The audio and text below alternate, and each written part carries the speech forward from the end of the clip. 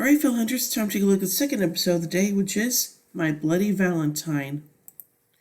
In a small town, Russell and Alice are finishing their first date. They have a good time, and Russell asks her out on another date on Valentine's Day. They kiss tentatively at first, then more seriously. Then Alice backs away for a moment. They end up inside the kitchen, undress and start kissing each other. They become increasingly frenzied and Alice bites him on the neck. She panics for a moment, but Russell tells her it's okay. They start biting each other as the blood sprays across the room. Sam rushes to investigate, and Alice's roommate says she found them almost dead, but Russell was still chewing. She basically said that Alice was a nice girl who never drank or swore, and wore a promise ring. It was Alice's first date in months, and she was excited. Sam returns to the motel room and tells Dean that there are no signs of ghosts or possessions at Alice's place. Dean has come back from the coroner and explains that both the victims had Thanksgiving dinner full stomachs. Sam says he will close out their workday and tells Dean that he can have to celebrate Valentine's Day, his favorite holiday, distant by him in years past as unattached drifter Christmas. Dean, however, says he doesn't feel into it this year. Sam comments that it is when a dog doesn't eat that you know something is wrong. Dean notices a remarkably patronizing concern, but says that everything's okay and goes back to work. At an office, Jim and Brad are working late, but Jim is constantly checking his cell phone for his girlfriend Janice. Brad figures that Jim is whipped and strongly advises him to focus on their project instead of a girl he has known for only about a week. However, whipping Janice then shows up, insisting Jim can't choose work over her. Jim apologizes to her and says he won't. When Brad protests, Janice shoots him dead without even turning her head. They realize that something will always keep them apart: work, family, sleep, and now probably prison. But Jim has an idea on how to stay together forever. The two shoot themselves. Sam and Dean go to the hospital to check out the bodies. In the hallway, they pass a tall, balding man in a black suit carrying a briefcase, and Sam very obviously senses something's wrong about him. Dean doesn't really notice, but notices Sam's distress and asks if he's okay. Sam convincingly claims he is fine.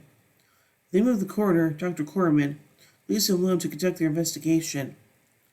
They check over the organs, and Sam notices that the victim's hearts have identical marks. He realizes the mark is a Nokian brand, like the tanking on their ribs. Dean calls Castiel, who immediately teleports in. He confirms that the marks are angelic and represent a distant union.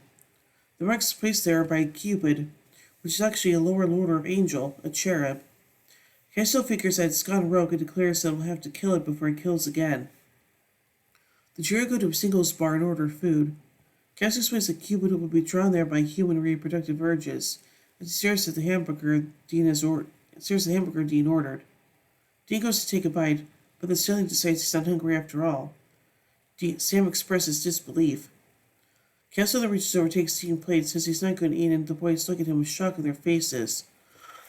Castiel suddenly notices a change in the environment and says that Cupid is there. The couple starts passionately kissing. Castiel points out that they're who Cupid has struck. He tells the brothers to meet him in the back and teleports away. They go on and find Castiel seemingly facing empty air. He tells them that he has tethered the cherub and mutters incantation to make it appear. A naked Cupid suddenly appears behind Dean and hugs him, lifting into the air to the latter's discomfort. Giggling, he runs to embrace Castiel, the next surprise testing Sam as well. Dean questions his behavior. Castiel explains that a hug is a cherub's handshake, and agrees with Dean that nobody likes it. Once Cupid settled down, he asks what they want. Castiel and Dean accuse him of making his targets murder each other and demand to know why he is doing it. Shocked, Cupid bursts into tears, and Castiel ends up trying to apologize to Sam and Dean's urgings. Cupid embraces his brother and says he doesn't know what happens to his targets after he follows orders. He invites Castiel to read his mind and confirm that he's innocent. Castiel does so and declares that he is telling the truth, much to Cupid's joy.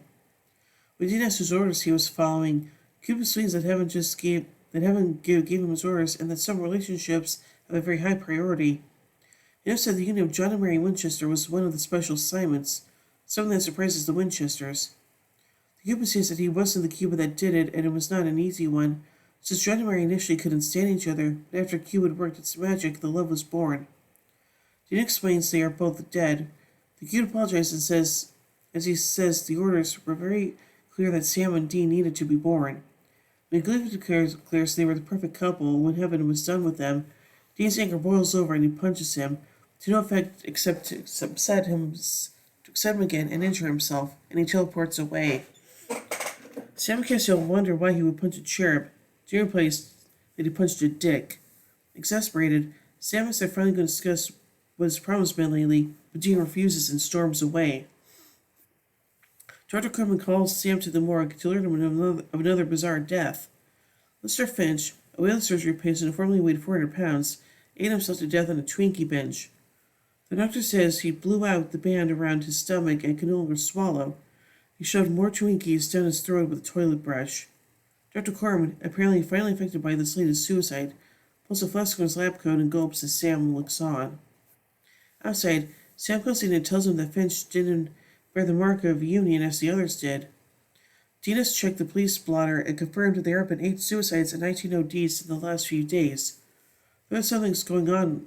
The rest is something more going on than just love. Sam appears to feel a sudden headache just before he sees the bomb in the suit that he and Dean passed in the hall earlier exiting the hospital. Sam is visibly disturbed by his presence, as it was the first time he saw him. He follows him into an alleyway, jumps him, and pins him against the wall. Sam sneers that he knows he's a demon because he could smell him. He cuts him on the cheek with Ruby's knife to prove it. The demon hisses the word Winchester. After it tells another cut of the knife, the demon manages to break free and run away, dropping his briefcase. Sam stands and watches the demon run, panting as though he's trying to pull out of a rage. He stares at the demon blood on the shining knife and sees his eyes full of hunger reflecting back at him. He winces and frantically wipes the blood off. Sam takes the briefcase to the motel. Sam takes the briefcase to the motel, and he and Dean try to figure how demons are involved in what is happening. They carefully open the case, and a bright white light bursts out. When it fades, Castiel appears and explains that it was a human soul. They're surprised to see that Castiel is eating voraciously from a sack from Big Frank's Burger Hut. The angel explains that his hunger is a clue that the entire town is not suffering from love gone wrong, but from starvation, especially famine, as in the Horseman. Sam says he thought famine meant starvation from food. Castiel points out that famine can apply not just to food, but also to love, drugs, attention, or anything that people hunger for, making them rabid for it. Sam takes on a worrisome look. Dean understands why Cass is affected. So do angels even eat? Castiel admits his vessel Jimmy's appetite for red meat has been activated by famine.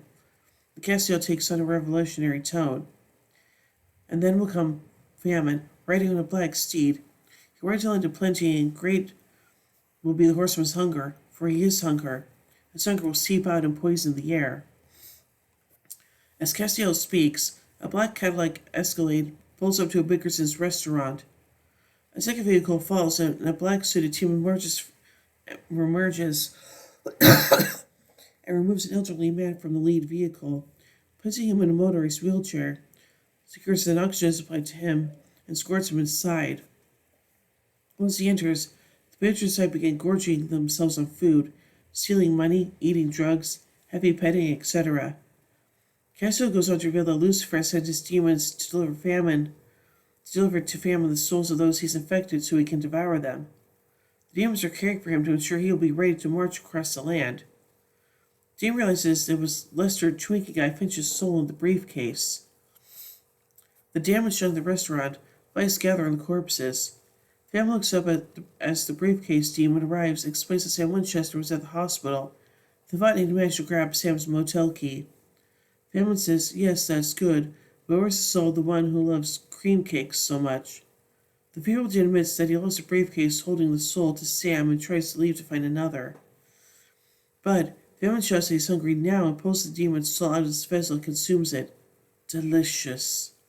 At the motel, the brothers wonder how they could stop famine. Castiel asks how they stopped war, and Dean remembers that they took War's ring and forced him to flee. Castiel confirms that Famine also has a ring, and as he continues eating. In the bathroom, Sam is breaking his sweat and breathing rapidly, showing he can keep control of himself. He finally marches and confesses to Dean that he can't go because Famine's gone to him. He's hungry for demon blood. Sam can't believe it and implores Castiel to teleport Sam away, but the angel says that it's too late and the infection will go with him. Dean is at a loss, Sam tells him he has to go cut that bastard's finger off and get the ring, but insists that he lock him down first. Dean sadly obliges and then departs with Castiel. At the hospital, Dean finds Corman's assistant Marty, who gives him the news. Dr. Corman, after 20 years of sobriety, went over that morning and drank himself to death. Castiel confirms that famine is the culprit and that Corman's soul is still in his body. Dean figures they can use it as bait and follow the demons back to famine. As Dean sticks to the hospital in Impala, Castiel teleports him with another bag of hamburgers and continues to eat, giddy with happiness. He wonders why Dean seems unaffected by hunger while everyone else in town has fallen prey to famine. Dean reasons that he gets everything that he wants when he wants it, so he hungers for nothing. Castiel asks if he means he's well adjusted. God no, Dean replies. He's just well fed. Just then, the spotted man came out of the hospital with a briefcase and climb into an Escalade and they trail it. At the motel, Samuelson throws up his craving, struggling to break free of the handcuffs. Dean uses to secure him to the bathroom sink. He hears the motel door open and the wardrobe blocking the bathroom door being moved, and Julie calls out to the guys that he doesn't think whatever they've done has worked. He's amazed to see two demons enter the bathroom. The female demon says they have orders to deliver him alive, but she bets they could break off a few pieces and motions for the male demon to take care of the handcuffs. Just as he breaks them, Sam punches him and sends him flying backwards across the room to the tub. Sam then pounces on the female demon, stabs her in the neck with a shard of glass, and starts to drink her blood as she attempts to struggle. When their demon attacks Sam from behind, he uses his demon field powers to send him across the room again, and growls at him to wait his turn. Dean and Castiel follow the demon to the restaurant and notes the others at the entrance. Dean manages to get Castiel, preoccupied with now empty hamburger wrappers, to again go over the plan. Castiel has to take the demon knife, teleport in, cut a family's ring hand, and teleport back. Dean is clearly dubious of this plan, and after Castiel teleports away and doesn't return within 10 seconds, decides it's taking too long. He slowly enters the darkened restaurant and finds Castiel has neglected the plan and is on his knees devouring a pan of raw meat among the dead patrons. The demons then find Dean, capture him, drag and restrain him before famine. Castiel's dropped the knife and is too busy eating to retrieve it. Famine says he's happy to be in America, where everyone wants more, all the time, but they are still starving, because hunger comes from the soul, not just from the body. Dean Devine points out that he's not affected. Famine finds it curious that Dean can walk in his presence untouched, rolls close to him and presses his hand against Dean's chest, which causes him some pain. Famine knows that there is a deep dark nothing inside of Dean that he can't fill. He can feel how broken and defeated Dean is, knowing that he can't win, and he continues to go through the motions. He is not hungering because inside, and he is already dead. Sam arrives, his face so bloodstained, and growls, "Let him go." Dean is horrified at the sight of him, screams at him to stop. The demon entourage moves forward to accost him. Famine tells the demon to stop. No one's telling a finger on the sweet little boy. Famine says that he can see that Sam enjoyed the snack that he sent. Sam's clearly confused, as he assumed it was Lucifer that sent the demons to the motel to get him. Famine assures Sam that he'll never die from drinking too much blood. He's just as Satan wants him. Famine invites Sam to cut the demons' throats and drink his fill. The demons look distressed. Sam resists the urge and instead uses his powers to exorcise all the demons simultaneously while Dean grabs the knife. Famine says, "Fine, if you don't want them, then I'll have them," and sucks up their black essence. Sam tries his best to destroy him, but Famine assures him that his power won't work on horsemen. Sam acknowledges this, but admits that his powers will still work on the souls the Famine has just consumed. Sam applies so much power that his nose bleeds, but he is finally able to rip the demons out of Famine's body. Castiel finally snaps out of his spell while Dean stares at his brother in shock. Later, Dean and Castiel have locked Sam up in Bobby's panic room so that he can go through withdrawal again. Sam is heard wailing, screaming, and begging for them to help him. Dean stands nearby, wincing as he takes gulps out of a liquor bottle and listens to Sam's anguished cries. Castiel tries to assure Dean that Sam will be okay once he gets it out of his system. A forlorn Dean turns and wanders outside. He looks into heaven and tearfully begs for help. Oof. So anyway, let's take a look at some continuity from this episode. Famine is the second horseman to appear on the show, with the first being War. And now finally, let's take a look at some trivia. The title of this episode is based off of the movie My Bloody Valentine, in which Jensen Ackles starred in the 2009 remake of the original 1980s film. Dinko's Castiel Happy Meal, which refers to the restaurant chain McDonald's and its kids' menu item. My Bloody Valentine is also the title of a song by Tata Young. The boys identify themselves as agents Marley and Cliff, referencing Bob Marley and Jimmy Cliff. While telling Sam and Dean about famine, Castiel is apparently taking a bite out of his paper bag. In this episode, Dean's cell phone is a Nokia N78. This is the first time in the season that Sam uses powers. The other and last time will be in Swan Song. It's revealed that Cupid was the one who sent John to marry up in order for Sam and Dean to be born. This was most likely done for them to serve as Michael and Lucifer's vessels. The official credits for this episode misspelled Charles Singh as Raoul Singh. Although Raoul is the middle name of the actor, it was written as the first. It was not revealed why Cupid was matchmaking couples other than that were special bloodlines, or if they were true vessels for angels. Castiel said the Winchesters defeated the previous horseman and said he knows famine has a ring like war, implying either he's seen the horseman before or simply meant that he knew horsemen all have the same weakness. So I think this episode is kind of interesting, but yeah, it's sad that Sam has to go through that demon blood withdrawal again, so yeah. So overall, I give My Bloody Valentine 3 Impalas out of 5. By the way, tune in as we take the final episode of the day, Dead Men Don't Wear Plaid. So, until then, carry on, my wayward sons and daughters.